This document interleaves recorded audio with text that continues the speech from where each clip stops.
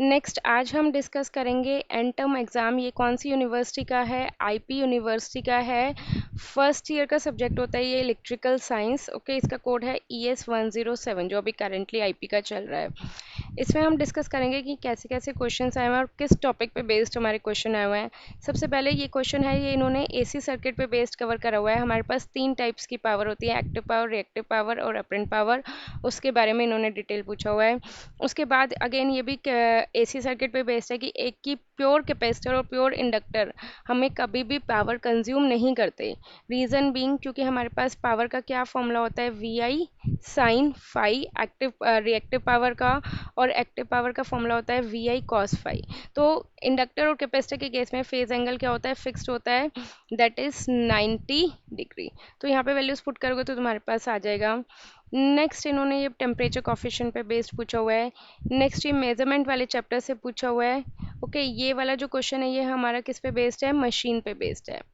अब देखो कि लास्ट अगर तुमने देखा होगा कि मिड टर्म वाले पेपर में हमारे पास थेवेनिन थ्योरम का एक भी क्वेश्चन नहीं आया था, बट यहाँ पे इन्होंने थेवेनिन थ्योरम का क्वेश्चन पूछा हुआ है। यहाँ पे हमें थेवेनिन इक्विवेलेंट निकालना है, मतलब मुझे किसकी वैल्यू निकालनी है, वीटीएच की वैल्यू निकालनी है और आरटीएच की वैल्यू निकालनी है। आरटीएच के लिए हम क्या करते हैं, वोल्टेज सोर्स को शॉर्ट करते हैं और करंट सोर्स को ओपन करते हैं। तो हमारा कुछ डायग्राम इस तरह का हो जाएगा, राइट। उसके बाद हम देखेंगे कि ये कौन सा रजिस्टर सीरीज में और कौन सा रजिस्टर पैरेलल में है। ये ध्यान रखना, हमेशा ए और बी टर्मिनल से जो सबसे दूर रेजिस्टेंस होगा वहाँ से हमें शुरुआत करनी है। तो ये दोनों रेजिस्टेंस क्या हैं, पैरेलल में, उसके साथ कंबाइन होके ये तीनों रेजिस्टेंस क्या हो जाएंगे, सीरीज में। सिंपल हमारा आरटीएच आ गया। वीटीएच हम कैसे निकालेंगे कि मान लो हम ए पे खड़े हैं और कहाँ जाना है, बी पे जाना है। तो ए से कैसे जाएंगे, हम सी पे जाएंगे, सी से कैसे जाएंगे, डी पे जाएंगे और डी से कैसे जाएंगे, बी पे जाएंगे, राइट। वीएसी को अकॉर्डिंग टू ओम्स लॉ हम क्या लिख सकते हैं, IAC multiplied by RAC. VCD को भी क्या लिख सकते हैं, आईसीडी मल्टीप्लाइड बाय आरसीडी। और वीडीबी में कोई करंट फ्लो नहीं हो रही तो उसके अक्रॉस वोल्टेज भी कितना होगा, जीरो। रेजिस्टेंस की वैल्यू दी हुई है। आईएसी में करंट कितना जा रहा है हमारे पास, 4, आई थिंक ये 4 एम्पियर है जो भी है। और इसमें करंट कितना जा रहा है वो हम मैश लगा के निकाल लेंगे। क्लियर। अब जनरली मैंने बच्चों को, स्टूडेंट्स को यही बताती हूँ कि मैक्सिमम पावर की डेरिवेशन पूछते हैं और मैक्सिमम पावर की इन्होंने डेरिवेशन पूछी है। नेक्स्ट है हमारे पास सुपरपोजिशन थ्योरम। सुपरपोजिशन थ्योरम में हम क्या करते हैं, एक टाइम पे एक ही सोर्स कर रखते हैं, बाकी सभी को मार देते हैं।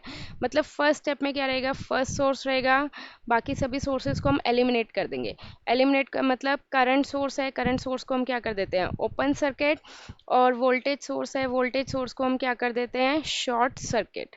ठीक है, ये ध्यान रखना। मैं स्टूडेंट्स को जनरली ये बताती हूँ, करंट सोर्स तुम्हारा क्या है, वोल्टेज सोर्स तुम्हारे रिलेटिव की तरह है। तो उसको देख के हम क्या कर सकते हैं, क्या कर देते हैं, जनरली दरवाजे बंद कर देते हैं, तो मतलब शॉर्ट सर्किट। और करंट सोर्स तुम्हारी गर्लफ्रेंड की तरह है, उसको देख के हम क्या करते हैं, दरवाजे खोल देते हैं, तो वो क्या होता है, ओपन सर्किट। तो थेवेनिन थ्योरम में भी हम यही यूज़ करते हैं कि वोल्टेज सोर्स को शॉर्ट सर्किट और करंट सोर्स को ओपन सर्किट।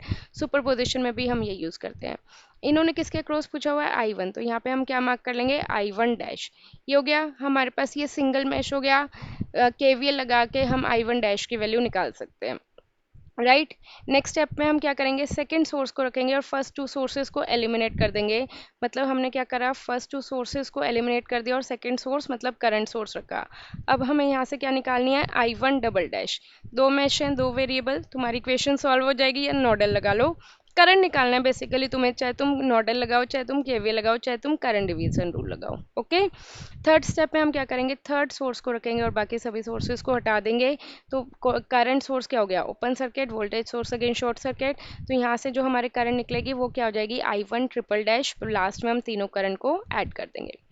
नेक्स्ट देखो, इन्होंने थेवेनिन का एक और क्वेश्चन पूछ लिया। अगेन हमें वीटीएच निकालना है। तो वीएबी का क्या फॉर्मूला होएगा, वही ए पे खड़े हो कहाँ पे जाना है, बी पे जाना है। ए से कहाँ पे जाओगे, सी पे, सी से कहाँ पे जाओगे, डी पे। तो मैं इसको ये लिख सकती हूँ, V A C plus V C D. D B में कोई भी रेजिस्टेंस नहीं है तो वो क्या हो जाएगा, जीरो। आईएसी को, वीएसी को क्या लिख सकते हैं, ओम्स लॉ के according I into R, I A C into R A C. Plus V C D की वैल्यू इन्होंने दी हुई है कितनी है, 8 वोल्ट।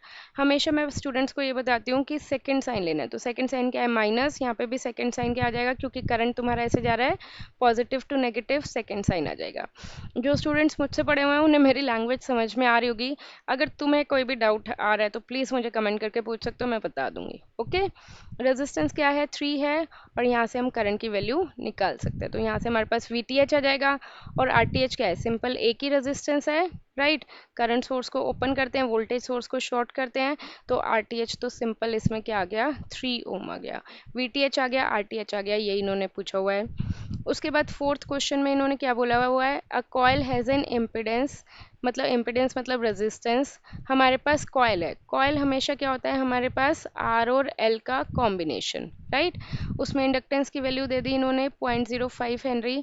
यहाँ पे एक प्रिंटिंग मिस्टेक है, इम्पिडेंस नहीं आएगा, इंडक्टेंस आएगा। रेजिस्टेंस की वैल्यू कितनी दे दी इन्होंने, यहाँ पे 10 ओम दे दी।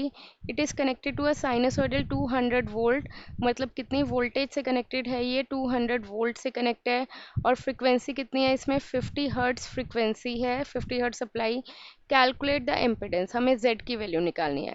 Z का क्या फॉर्मूला होता है तुम्हें पता है, √R² प्लस XL², क्योंकि ये R और L का कॉम्बिनेशन है। XL नहीं पता, बट XL का हमारे पास फॉर्मूला होता है 2πfL। L की वैल्यू पता है, F की वैल्यू पता है, XL आ जाएगा, R पता है, Z आ गया। बोलो कोई डाउट।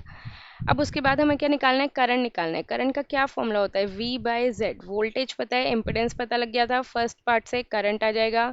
नेक्स्ट हमें निकालना है पावर कंज्यूम्ड। पावर कंज्यूम्ड का क्या फॉर्मूला होता है, P = I²R। करंट पता लग गया, रेजिस्टेंस हमें गिवन था।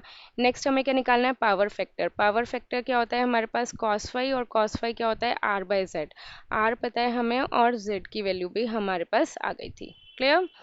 Average and R, next question है, एवरेज एंड आरएमएस वैल्यू निकालनी है रेक्टिफायर साइन वेव की। ये डेरिवेशन है, डेरिवेशन तुम्हें SK सहदेव वगैरह किसी, या JB गुप्ता किसी भी बुक से मिल जाएगी। नेक्स्ट है रेजोनेंट फ्रिक्वेंसी की, यहाँ पे भी डेरिवेशन है, डेरिवेशन तुम्हें मिल जाएगी। अब हम नेक्स्ट क्वेश्चन करते हैं। मैं थोड़ा सा फास्ट हूँ, ठीक है, तुम्हें रीज़न समझ में आ रहा होगा कि मैं क्यों फास्ट हूँ, क्योंकि ये, अगर कोई भी डाउट है तो प्लीज़ मुझसे कमेंट में पूछ सकते हो, ओके। नेक्स्ट इन्होंने क्या बोला हुआ है, सिंगल फेज लोड मतलब पावर की वैल्यू कितनी है हमारे पास, 30 किलोवाट है। cos∅ की वैल्यू कितनी है हमारे पास, 0.6 है। ये बेसिकली मैं रिवीजन पर्पज से ही करवा रही हूँ। इस फेड फ्रॉम वोल्टेज कितनी है हमारे पास, 200 है। तो हमें केवीए कौन सी पावर होती है, किस पावर की यूनिट होती है, एपरेंट पावर। एपरेंट पावर का क्या फॉर्मूला होता है, VI cos∅। cos∅ गिवन है 0.6 है। पावर कौन सी पावर गिवन है, किलोवाट, मतलब P, ये एक्टिव पावर गिवन है, राइट। तो cos∅ का हमारे पास क्या फॉर्मूला होता है, P/S। नहीं पता तो पावर ट्राइंगल बनाओ, पावर ट्राइंगल से तुम्हारे पास आ जाएगा। ये होती है एक्टिव पावर, ये होती है रेपरेंट पावर, ये होती है रिएक्टिव पावर। तो यहाँ से तुम्हारे पास P पता है, cos∅ पता है, S आ जाएगा, राइट। उसके बाद हमें पता चलना चाहिए रिएक्टिव पावर। रिएक्टिव पावर का क्या फॉर्मूला होता है, Q = VI sin∅। या तो यहाँ से डायरेक्ट देखो पावर ट्राइंगल से बना लो। बेस में होती है एक्टिव पावर, परपेंडिकुलर पे होती है रिएक्टिव पावर, और हाइपोटेन्यूज पे होती है एपरेंट पावर। तो यहाँ पे फाई होता है हमारे पास, sin∅ क्या होएगा, cos∅ क्या होएगा, और tan∅ क्या होएगा। पढ़ा था ना पंडित बद्री प्रसाद, हर हर बोले। तो cos∅ क्या होएगा, बेस बाय हाइपोटेन्यूज। तो यहाँ से cos∅ की वैल्यू कितनी आ गई, P/S। P गिवन है हमें, और cos∅ गिवन है, तो S आ जाएगा। अब P भी पता है, S भी पता है, तो यहाँ से हमारे पास रिएक्टिव पावर आ जाएगी, राइट, आ जाएगी, बोलो क्लियर। तो KVA एपरेंट पावर की यूनिट है, डायरेक्ट भी पूछ सकते थे, बट बच्चों को कंफ्यूज करने के लिए इन्होंने इस तरह से पूछा है। अब नेक्स्ट क्वेश्चन पे आ जाते हैं। नेक्स्ट क्वेश्चन पे क्या है, ये DC जनरेटर का थ्योरी का क्वेश्चन है। ये हमारे पास न्यूमेरिकल है। इसका हमारे पास फॉर्मूला होता है NS = 120F divided by P, जिसमें P क्या है, number of pole, 6 pole given है। NS क्या है हमारे पास, स्पीड है 1000, और उसके अकॉर्डिंग हमें फ्रीक्वेंसी निकालनी है। तो यहाँ से हम फ्रीक्वेंसी निकाल सकते हैं, right. Speed control of DC motor, ये भी थ्योरी का क्वेश्चन है। कोई इस, अगर तुम्हें थ्योरी के क्वेश्चंस पढ़ने हैं तो मुझे कांटेक्ट कर सकते हो।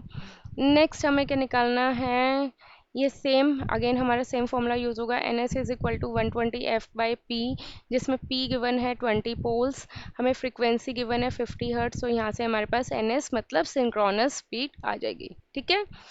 नेक्स्ट ट्रांसफॉर्मर है, ट्रांसफॉर्मर के बारे में है। यहाँ पे ये मेजरिंग इंस्ट्रूमेंट से है। ट्रांसफॉर्मर के ओपन सर्किट टेस्ट और शॉर्ट सर्किट टेस्ट के बारे में है। ये तुम्हारे पास फाइनली मतलब फाइनल ईयर का मिड टर्म का पेपर था, और ये कौन सी ईयर का है, 2023 का। 2023 का मैंने मिड टर्म भी एक्सप्लेन कर रखा है, और एंड टर्म भी एक्सप्लेन कर रखा है। इस इन पेपर्स में किसी को कोई भी डाउट हो तो कमेंट। ओके।